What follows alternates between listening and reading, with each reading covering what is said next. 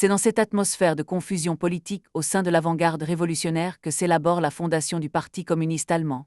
Ces préparatifs coïncident avec l'arrivée à Berlin de 3 des délégués envoyés par Moscou pour représenter les soviets au congrès des conseils de Berlin. Refoulés à la frontière, ils ont réussi à la passer clandestinement. Ces hommes sont tous 3 appelés à jouer un rôle dans le parti qui va naître. Le plus important est Enkolf Radek. Les 2 autres, Kreb, dit aussi Rakov et Félix Enwulf et Rete Friesland, ont été gagnés au bolchevisme en Russie même. Le choix de ces émissaires n'est sans doute pas excellent. Félix Enwulf ne connaît pas l'Allemagne. Friesland est lui aussi étranger au vieux noyau spartakiste et même au mouvement radical dont il était à l'écart avant-guerre. Radek, en revanche, a été intimement lié à toute l'histoire de la gauche allemande, mais c'est précisément ce qui rend sa présence à certains égards peu opportune. Il est certes toujours lié aux communistes de Brême, mais il y a entre lui et Rosa Luxemburg et Jožiš une solide inimitié personnelle née des différends au sein de la social-démocratie polonaise, nourrie par l'affaire Radek à la veille de la guerre. Il a toutefois pour lui l'atout de ses liens avec Levi en Suisse pendant la guerre. C'est Levi qui aurait apaisé la colère de Rosa Luxemburg fulminant contre l'envoi d'un commissaire, c'est lui qui accueille, introduit et escorte Radek. Et puis surtout, il faut admettre que les envoyés de Moscou, quelle que soit leur personnalité, ont pour eux d'être les hommes de confiance du parti bolchevique dirigeant de la révolution russe et que ce simple fait leur confère une autorité immense aux yeux des révolutionnaires allemands. Enkolf Radek a rédigé de sa rencontre avec les dirigeants allemands un récit vivant et ému. À part une gêne dans les premiers instants, les souvenirs des querelles passées ne semblent pas peser d'un poids bien lourd en considération des tâches de l'heure et, après un échange de vues sur la situation en Russie, la présence de son ami Dzerzhinsky à la tête de la Tchéka surprend Rosa Luxemburg et sur les questions politiques allemandes du moment. La discussion porte sur l'attitude à prendre à l'égard de la convocation de la Constituante et sur la nécessaire fondation d'un parti communiste. Pour parler préliminaire. Dans l'immédiat, les principaux obstacles ne viennent pas des spartakistes mais des communistes de l'IKD. Ces derniers n'ont pas oublié les désaccords de 1917 à propos des indépendants, ni surtout leur déception lorsque les spartakistes ont décidé en novembre dernier de demeurer au sein de ce parti, malgré les décisions qui viennent d'être adoptées à la conférence des IKD.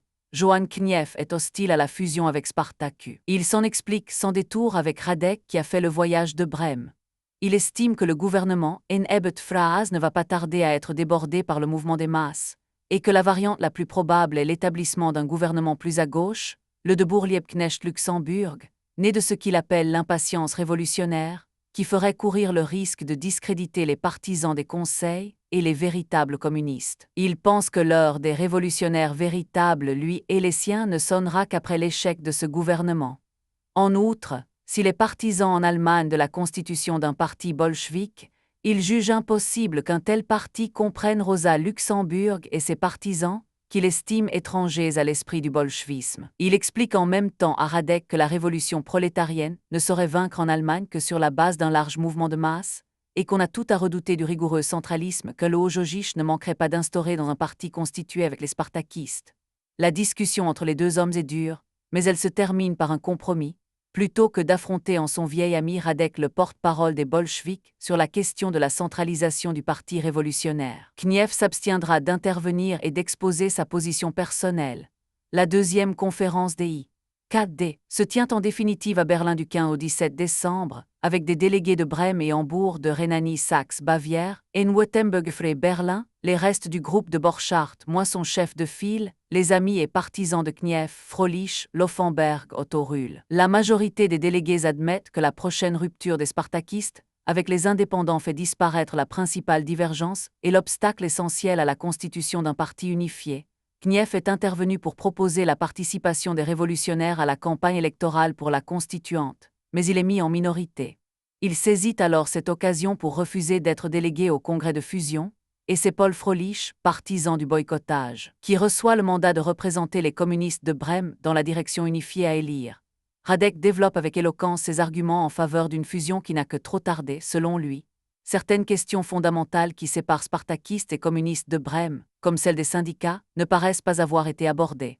La direction spartakiste est d'ailleurs également divisée. Rosa Luxemburg et le haut Jožiš semblent avoir été initialement hostiles à la fusion avec les communistes, et Jožiš l'avoir même combattu vigoureusement jusqu'au bout. Il pense en effet qu'il faut rester au sein du parti indépendant jusqu'à son prochain congrès, afin d'entraîner à cette occasion tous les éléments de la gauche qui risquent d'y demeurer si les spartakistes rompent prématurément. Clara Zetkin dira à ce sujet en 1921. Peu de temps auparavant, je m'étais entretenue avec la camarade Luxembourg. Elle-même, et plus vigoureusement encore le camarade Jogisch, estimaient que c'était à partir du congrès du Parti social-démocrate indépendant que nous devrions rompre avec lui et nous constituer en parti communiste. Clara Zetkin n'est pas présente au congrès de fondation, elle assure d'ailleurs n'avoir pas été prévenue qu'il allait se tenir. Selon Fritz Ecker, elle se serait écriée en apprenant la décision prise, les imbéciles. Mais là encore, l'intervention de Radek, avec derrière lui, le prestige des vainqueurs d'octobre 1917, est décisive, et Rosa Luxembourg se laisse convaincre de ne pas attendre le congrès indépendant pour rompre. Elle manifeste cependant d'importantes divergences en ce qui concerne l'étiquette adoptée pour le nouveau parti. Et Berlin, dont le témoignage sur ce point est corroboré par celui de Levy, résume en ces termes sa position. Le Parti communiste russe est encore le seul dans l'internationale. Les partis de la deuxième internationale vont le combattre sans merci. Le devoir des communistes est d'arracher les partis socialistes de l'Europe occidentale à la internationale afin de fonder une nouvelle internationale révolutionnaire. Le Parti communiste russe n'y arrivera jamais à lui tout seul. Le fossé est profond entre lui et les partis socialistes d'Occident, surtout français, anglais et américains. À nous, révolutionnaires allemands, de constituer le trait d'union entre les révolutionnaires de l'est de l'Europe et les socialistes encore réformistes d'Occident. C'est à nous de hâter la rupture de ces socialistes avec le réformisme. Nous nous acquitterons mieux de notre devoir en qualité de parti socialiste. Si nous nous présentons comme un parti communiste, l'étroitesse de nos liens avec les Russes compliquera notre tâche en Occident. Finalement, la centrale repousse par 4 voix contre 3 Paul Levy s'abstenant la proposition de Rosa Luxembourg d'appeler socialiste le nouveau parti. Le 29 décembre 1918, le jour même de la démission des indépendants du gouvernement, en Ebetfr, la conférence de la Ligue Spartacus approuve, par 80 voix contre 3, la proposition de quitter le Parti social-démocrate indépendant pour fonder un parti communiste. L'unification de Spartacus et des KD, la fondation du Parti communiste allemand, sont acquises. Il reste à savoir quels éléments indépendants de gauche le rallieront et surtout quelle position il va prendre face aux problèmes qui se posent en cette fin d'année 1918. Commentant, le 24 décembre 1918, les positions de Münzenberg dans l'Internationale des jeunes, Johann Knief écrit qu'elles ne sont pas encore dans l'esprit des communistes. L'opposition principale se situe pour lui entre spartakistes et communistes. Pourtant le congrès de fondation va démontrer qu'en réalité, ce sont les gauchistes qui l'emportent dans le nouveau parti aussi bien sur l'état d'esprit spartakiste Rosa Luxembourg que sur l'état d'esprit communiste tel qu'il pense l'exprimer lui-même. Car les chefs de file du courant gauchiste sont issus aussi bien de Spartacus, comme les Berlinois Schroeder et N. Wendelfer, que des KD, comme Otto Ruhl Frolich ou N. Werner Mollet. Victoire des gauchistes au congrès de fondation du KPDS. Le congrès se réunit à Berlin, le 30 décembre 1918. Aux 83 délégués de Spartacus en ajoutent 29 des KD. La capitale est toute bruissante encore des violents incidents de Noël. La démission des ministres indépendants semble ouvrir une nouvelle étape de radicalisation des masses. Paul Levy décrira plus tard en ces termes l'atmosphère. L'air de Berlin était empli de tensions révolutionnaires. Il n'y avait personne qui n'eût le sentiment que l'avenir immédiat allait voir se produire de nouvelles grandes manifestations et de nouvelles actions. Les délégués qui représentaient ces masses jusqu'alors inorganisées venues à nous seulement dans l'action, par elles et pour elles, ne pouvaient absolument pas comprendre qu'une nouvelle action, facilement prévisible, pourrait aboutir non pas à la victoire, mais à des reculs. Ils n'envisageaient même pas en rêve de suivre une tactique qui aurait laissé une marge de manœuvre au cas où ces reculs seraient produits. Le premier rapport est présenté par Liebknecht. Il s'agit de la crise de l'USP et de la décision à prendre pour l'organisation d'un nouveau parti. Le ton est très dur. Il retrace la politique passée de l'opposition centriste, dans laquelle il rappelle que se trouvent de nombreux révisionnistes, tant chez les dirigeants que dans la masse des adhérents, et qualifie son activité passée de crétinisme parlementaire. Il fait le procès de la conception, puérile et mécaniste qui a prévalu dans la préparation de l'insurrection de novembre, incompréhension de la signification éminente de l'action de masse elle-même, surestimation des activités bureaucratiques, parlementaires et autres. Rappelant que les spartakistes ont dans le passé joui d'une totale liberté d'action dans le parti indépendant, il précise « Nous avons adhéré au SPD indépendant afin de pousser en avant sous nos coups tout ce qui pouvait l'être, afin de faire avancer les éléments valables et de les rallier, afin de pouvoir gagner les forces révolutionnaires les plus importantes possibles et les rassembler dans un parti prolétarien unitaire, révolutionnaire. C'était un travail de Sisyphe. Après avoir fait le procès des indépendants, feuilles de vigne et couverture, in debet Frschedman depuis le 9 novembre, et rappelé le refus de l'exécutif de convoquer le congrès du parti. Il conclut que le parti indépendant est moribond et que la masse de ses adhérents, qui ne se préparent pas à rompre avec lui, est en train de retourner dans le camp des majoritaires. Il se prononce donc pour une rupture immédiate et claire et pour la fondation d'un nouveau parti, et il présente une résolution en ce sens. Le titre de Parti communiste d'Allemagne Spartaku est préféré, après une brève discussion, à celui de Parti ouvrière communiste d'Allemagne, et aussi à celui de Parti communiste révolutionnaire d'Allemagne proposé par la commission préparatoire. Radek intervient alors, au nom des soviets russes. Après avoir retracé dans sa crudité la situation de la Russie, il s'attache à montrer les difficultés qui attendent un parti faible, né cependant au bon moment, celui de la crise mondiale la plus grave. Il termine en ouvrant la perspective de l'international. La social-démocratie allemande, elle est morte. Elle était l'autorité dans tout le monde ouvrier. Il n'y a plus d'autorité, aucune section de l'international n'aura désormais la signification qu'avait l'allemande. L'international sera une ligue de classe ouvrière dans laquelle chacune saura pourquoi elle lutte et suivra son propre chemin, qui sera pourtant le même que celui des autres. L'après-midi du 30 décembre, c'est à Paul Levy qu'il revient de présenter le rapport de la centrale sur la question des élections à la constituante. Il commence par expliquer un point sur lequel apparemment l'ensemble des délégués sont d'accord: le rôle assigné à la constituante par la bourgeoisie allemande et ses agents. Et il s'écrie: la voie de la victoire du prolétariat ne peut que passer sur le cadavre de l'Assemblée nationale. Mais c'est pour ajouter presque aussitôt: en dépit de tout cela, nous vous proposons de ne pas nous tenir à l'écart des élections à l'Assemblée nationale. Dès cet instant, son rapport va être haché d'interruptions violentes et de protestations véhémentes. Il tente de démontrer de quelle façon la présence d'élus communistes au Parlement pourrait, à la différence de la vieille pratique social-démocrate, aider les combats révolutionnaires. Et cite l'exemple des Russes qui ont participé aux élections à l'Assemblée constituante avant de la disperser. On lui crie « Faisons-le ». Il répond « D'où tenez-vous que l'Allemagne tout entière soit aujourd'hui à un stade aussi avancé de la révolution que le croit le camarade ?» Il pense que les travailleurs pourraient effectivement renverser l'Assemblée à Berlin, en Rhénanie, en Westphalie et en Haute-Silésie.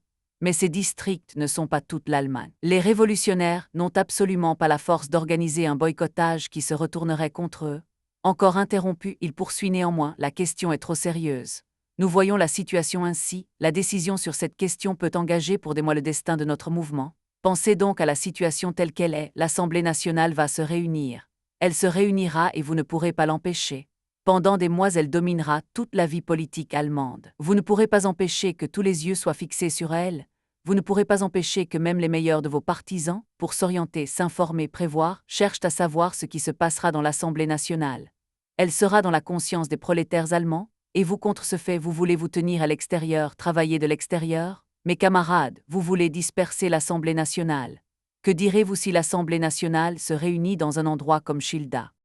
Un nouvel interrupteur lui lance alors que, dans le cas où elle s'installerait dans une petite ville, la constituante se condamnerait d'elle-même. Il permet à Levy de conclure qu'aucune force sociale ne se condamne jamais d'elle-même, surtout lorsqu'il s'agit d'une force aussi considérable que la bourgeoisie allemande, et que le devoir des communistes qui ne croient pas au suicide de la bourgeoisie est de se battre, partout où il faut, pour la révolution et le rassemblement des prolétaires pour la révolution. Le jeune orateur spartakiste vient sans aucun doute de réaliser un grand exploit oratoire. Mais la majorité des délégués sont convaincus que le pouvoir est dans la rue, et ils ne tolèrent même pas l'expression du moindre doute à ce sujet. Le rapport de Levy ouvre en tout cas un débat houleux qui coupe le Congrès en deux parties inégales. Rosa Luxemburg confesse son amertume devant l'extrémisme de la majorité, sa tendance à négliger le sérieux, le calme et la réflexion nécessaires, invoquant à son tour l'exemple des Russes, rappelant que la révolution allemande ne fait que commencer, alors que la révolution d'octobre 1917 avait commencé en 1905, elle affirme que les masses allemandes, qui n'ont pas eu suffisamment de temps pour développer le pouvoir de leur conseil, ne sont pas mûres pour renverser l'Assemblée constituante. Elle relève des contradictions profondes dans l'argumentation des partisans du boycottage, qui redoutent le résultat des élections dans la conscience des masses, et croient pourtant celles-ci suffisamment conscientes pour en empêcher la tenue. Enkefre Dunke dit à la majorité des délégués qu'ils veulent ouvrir de force un bouton pas encore éclos. Ecker ironise sur la discrétion des radicaux et des gauchistes pendant la guerre, souligne que, même là où ils sont le plus forts, les communistes sont encore en minorité et que la majorité des travailleurs suit Ebert Schedman. Il propose la participation aux élections, avec liste unique pour toute l'Allemagne, comprenant seulement les noms de Liebknecht et Rosa Luxemburg. Liebknecht ne dissimule pas ses hésitations qui sont de notoriété publique mais, discipliné par rapport à la centrale, il rappelle longuement son propre rôle au Reichstag pour la mobilisation des masses contre la guerre. Toutes ces interventions, quand elles ne sont pas interrompues, sont fraîchement accueillies par les délégués. En revanche, ils applaudissent follement les orateurs les plus gauchistes, comme Otto Rull qui affirme que le prolétariat n'a pas à s'embarrasser, avec la constituante, d'un nouveau cadavre et qu'il faut en finir avec les compromissions et l'opportunisme. Voulant réfuter les arguments de Levi sur l'utilisation de la tribune parlementaire, il proclame « Nous avons maintenant d'autres tribunes. La rue est la grandiose tribune que nous avons conquise et que nous n'abandonnerons pas, même si on nous tire dessus. » La participation aux élections signifierait, pour ce partisan du pouvoir dans la rue, la renonciation à la révolution. Aux propositions de Levi, il oppose une perspective insurrectionnelle à court terme. Si l'Assemblée allait à Schilda, nous aurions à nous établir en tant que nouveau gouvernement à Berlin. Nous avons encore 14 jours. Bien des interventions sont du même style. Si Léviné intervient pour dire que les spartakistes, trop faibles pour participer comme pour boycotter, doivent concentrer leurs forces dans l'agitation en faveur des conseils, d'autres invoquent la nécessité de garder les mains pures, l'incompréhension éventuelle des masses, et dénoncent dans la participation proposée un tournant brutal ou encore une chute dans l'opportunisme. Au terme du débat, le Congrès repousse la résolution de Levi et adopte, par 62 voix contre 23, celle que lui a opposée Otto Rull. Le Parti communiste ne participera pas aux élections. C'est à ce point des débats, après ce vote qui donne satisfaction aux radicaux de gauche, que Henkel Verbeke, au nom de l'IKD, annonce la décision de son groupe de rejoindre le nouveau parti. La première journée du Congrès s'achève par une importante victoire de l'aile gauchiste. Le second jour, Lange présente un rapport sur les luttes économiques. Plus prudent que Levi, le rapporteur de la centrale, qui dénonce le rôle conservateur des bureaucrates syndicaux et leurs efforts pour transformer les comités d'usine en simples appendices des autorités patronales, évite de formuler une opinion sur la présence et l'action militante des révolutionnaires au sein des syndicats traditionnels. Plusieurs délégués vont le lui reprocher. Riegé de Berlin estime incompatible l'appartenance au Parti communiste et à une organisation syndicale. Paul Froelich affirme qu'il est impossible de reconquérir les syndicats de l'intérieur, qu'il faut lancer le mot d'ordre, hors des syndicats, et s'attacher à bâtir dans les entreprises des unions ouvrières abolissant une fois pour toute la frontière entre partis et syndicats. Ecker s'oppose à ces arguments, souligne l'adhésion de larges masses aux syndicats, la nécessité de ne pas confondre leur rôle avec celui des comités d'usine, met en garde contre les dangers du mot d'ordre de sortie des syndicats. Rosa Luxemburg critique la position de Froelich sur les unions ouvrières, à qui elle reproche de chercher à additionner deux formes anciennes partis et syndicats au lieu de concentrer les forces prolétariennes sur les formes nouvelles, conseils d'ouvriers et conseils d'usines. Pas entièrement satisfaite du mot d'ordre hors des syndicats, elle convient néanmoins que leur liquidation est à l'ordre du jour. C'est elle qui propose le renvoi en commission de cette question. Le Congrès, moins passionné que la veille, la suit. Il l'acclamera longuement le lendemain, pendant et après son discours sur le programme, qui constitue pourtant une nette condamnation de l'orientation gauchiste de la majorité. Pour elle, en effet, la fondation du Parti communiste signifie à la fois l'érection du programme socialiste sur des bases nouvelles et la reprise de la trame tissée par Marx et Engels dans le manifeste communiste. Elle s'écrit « Le marxisme véritable combat ceux qui cherchent à le falsifier. Tel une taupe, il sape les fondements de la société capitaliste et grâce à lui, la meilleure partie du prolétariat allemand marche aujourd'hui sous notre drapeau, celui de la tempête révolutionnaire. Même de l'autre côté, là où la contre-révolution semble encore toute puissante, nous avons nos partisans, nos frères de combat à venir. L'humanité est devant l'alternative de chute dans la barbarie ou de salut par le socialisme, nécessité historique pour la survie de l'humanité. C'est dans ce cadre que doit être analysée la situation en Allemagne. Le 9 novembre a été une révolution pleine d'insuffisances et de faiblesses. Pour les trois quarts, l'effondrement de l'impérialisme existant plutôt que la victoire d'un principe nouveau.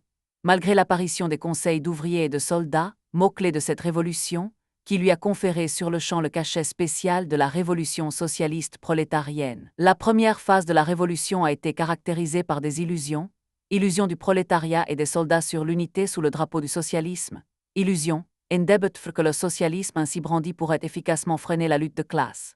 Les fusillades des 6 et 24 décembre ont de part et d'autre dissipé les illusions.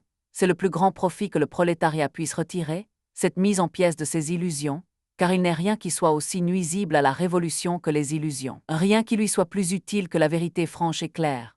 La deuxième phase de la révolution a, selon Rosa Luxemburg, commencé avec le développement et la généralisation des grèves. Les grèves deviennent de plus en plus le centre, l'essentiel de la révolution. C'est alors une révolution économique et c'est par là qu'elle devient socialiste.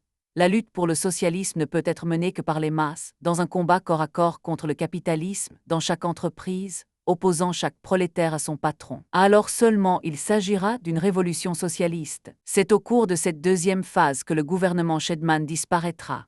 Et Rosa Luxemburg insiste sur cette idée qui lui paraît l'antidote nécessaire aux illusions que nourrissent à l'évidence les délégués. Nous n'avons pas le droit de reprendre et de répéter l'erreur de la première phase de la Révolution, celle du 9 novembre, de croire qu'il suffit en somme de renverser le gouvernement capitaliste et de le remplacer par un autre pour faire une révolution socialiste. Nous devons donner au Conseil d'ouvriers et de soldats un pouvoir tel que le gouvernement Ebert Shedman ou de tout autre semblable ne sera plus que l'acte final. Le rapport se termine par une mise en garde contre ceux qui rêvent de renverser d'un coup le gouvernement. Au commencement était l'action, telle est la devise, et l'action, c'est que les conseils d'ouvriers et de soldats se sentent appelés à devenir le seul pouvoir dans l'Allemagne entière, et qu'ils apprennent à l'être. C'est la seule façon de miner le terrain, afin qu'il soit mûr pour le bouleversement qui doit couronner notre œuvre. L'histoire nous rend la tâche moins aisée que lors des révolutions bourgeoises, où il suffisait de renverser le pouvoir officiel au centre et de les remplacer par quelques douzaines d'hommes nouveaux. Nous devons conquérir le pouvoir politique non par le haut mais par le bas. Je ne me charge pas de prédire le temps que cette œuvre exigera. Qui de nous fait le compte, qui se soucie de ce que notre seule vie suffise pour la mener à bien. Il importe seulement de savoir avec clarté et précision ce que nous avons à faire. Quelques instants plus tard, le Congrès adopte le projet de programme publié dans Die Frey qui précise sans ambiguïté: la Ligue Spartacus refusera à accéder au pouvoir à la place des dirigeants actuels lorsque Shedman et Ebert auront fait leur temps. Si Spartacus s'empare du pouvoir, ce sera sous la forme de la volonté claire, indubitable, de la grande majorité des masses prolétariennes dans toute l'Allemagne, et pas autrement que sous la forme de leur adhésion consciente aux perspectives, aux buts et aux méthodes de lutte propagées par la Ligue. La victoire de Spartacus ne se situe pas au début, mais à la fin de la Révolution. La portée du congrès de fondation. Plusieurs témoins ont rapporté l'amertume et le pessimisme exprimés au lendemain du congrès par le Haut-Jogich. À ses yeux, la décision de ne pas participer aux élections à la constituante constitue la preuve flagrante que la fondation du parti, avec les éléments qu'il rassemble, était prématurée. Avec l'accord de Rosa Luxemburg, il demande à Clara Zetkin de ne pas rejoindre le Parti communiste avant d'avoir pu s'exprimer au congrès prochain du Parti indépendant. Enkolf Radek est peut-être moins pessimiste, quoiqu'il ne puisse se défendre du sentiment de n'avoir pas en face de lui un véritable parti. Le congrès, écrira-t-il plus tard, démontra de façon aiguë la jeunesse et l'inexpérience du parti. Le sentiment dominant du Congrès était son affirmation d'une solidarité totale avec la révolution russe, ce qui n'était pas négligeable. Mais les liaisons avec les masses étaient très faibles. Seul Liebknecht est irréductiblement optimiste. Pour lui, la jeunesse est avec Spartacus. Et il a la conviction que le rapport de force changera vite à partir du moment où les indépendants auront été contraints de quitter le gouvernement. Le fait que le Congrès ait pu, d'un même mouvement, rejeter la proposition de la centrale, formulée par Levy, de prendre part aux élections, et adopter le programme présenté par Rosa Luxemburg, était incontestablement une manifestation d'inconséquence politique. Par ailleurs, le courant gauchiste dominant dans le Congrès n'avait apparemment pas cherché non plus à s'assurer l'hégémonie dans la nouvelle centrale. C'était l'ancienne équipe spartakiste, moins une Meiring malade, et plus Frolich représentant les anciens I.K.D., qui gardaient les rênes. Sans doute les anciens de Spartacus estimaient-ils jouir d'une autorité suffisante pour retenir le parti dans les voies de l'aventure qu'ouvraient certains de ses votes. Rien ne permet, semble-t-il, de penser qu'ils aient eu, ainsi que le suggère Rosenberg, la tentation d'une scission qui leur aurait permis d'échapper à la majorité gauchiste dont ils étaient en fait les otages. La structure du nouveau parti est extrêmement lâche, pour ne pas dire inexistante, beaucoup plus proche en tout cas de celle du Parti social-démocrate indépendant que de celle du Parti bolchevique. La preuve en est fournie par le rapport d'organisation présenté par Eberlin, qui trouve très lourde la tâche de parler carte d'adhésion et cotisation après les discussions politiques des premiers jours. En rupture avec la tradition électoraliste de la social-démocratie, puisqu'il fait reposer l'organisation sur des groupes locaux et d'entreprises, il est en même temps empreint de la vieille hostilité des radicaux à la centralisation.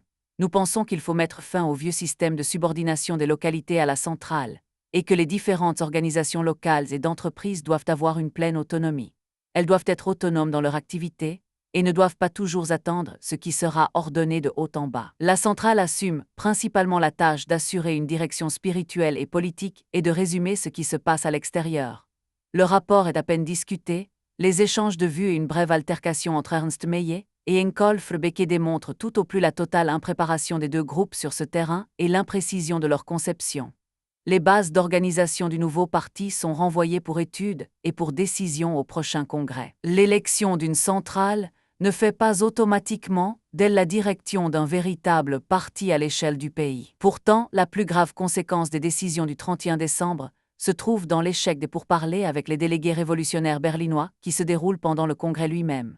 L'enjeu était pourtant d'importance. Liebknecht dit que ces hommes constituent les meilleurs et les plus actifs du prolétariat berlinois, qu'ils dépassent de s'encouder les bons qui constituent les cadres du Parti social-démocrate indépendant, et que le travail qu'il a effectué avec eux a été le chapitre le plus heureux de son activité de parti. Les discussions se déroulent entre une délégation spartakiste conduite par Liebknecht et une délégation du noyau des délégués révolutionnaires avec Domig et Ledebour, Richard Muley, Nowakowski et Kerr Scholz.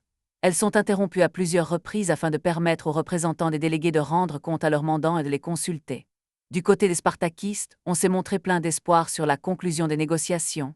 On sait que ces militants, toujours formellement membres du parti indépendant, sont proches des spartakistes et qu'ils constituent en fait un groupe autonome, avec sa ligne politique, sa discipline propre.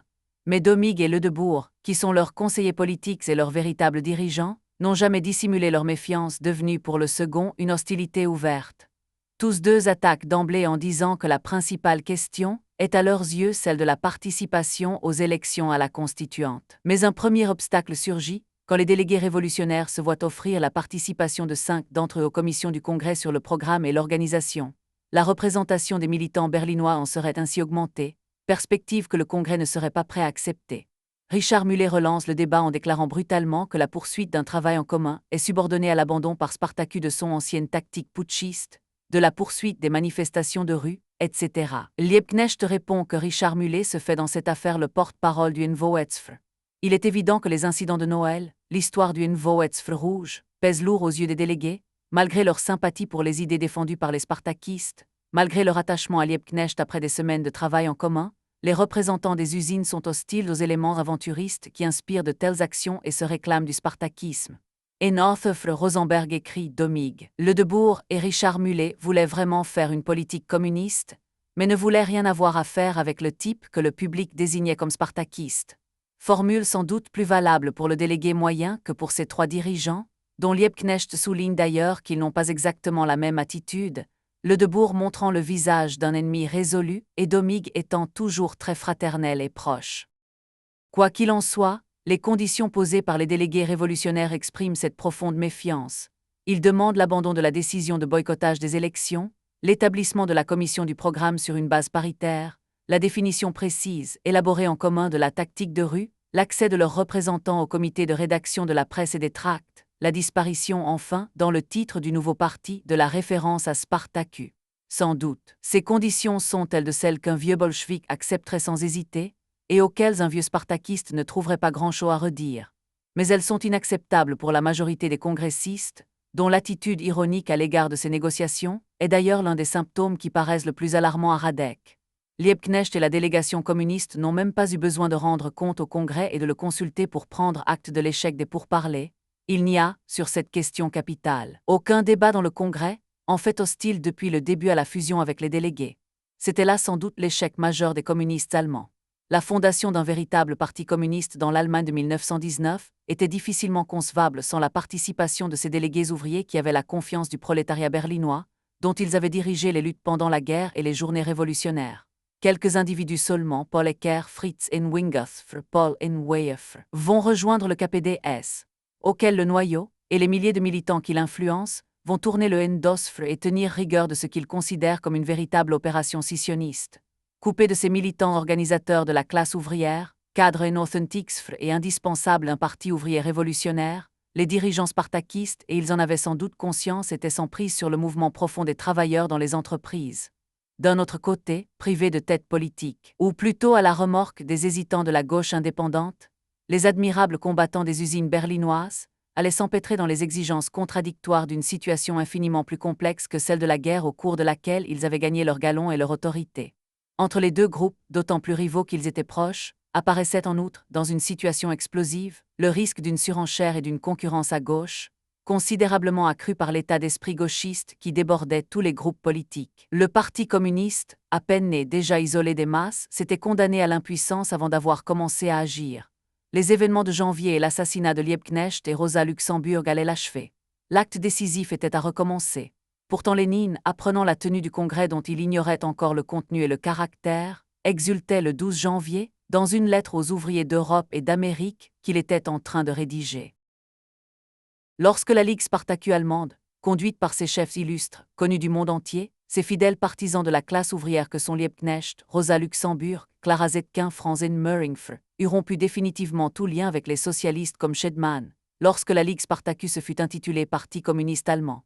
Alors la fondation de la Troisième Internationale, de l'Internationale communiste, véritablement prolétarienne, véritablement internationale, véritablement révolutionnaire, devint un fait. Formellement, cette fondation n'a pas été consacrée, mais en réalité, la Troisième Internationale existe dès à présent.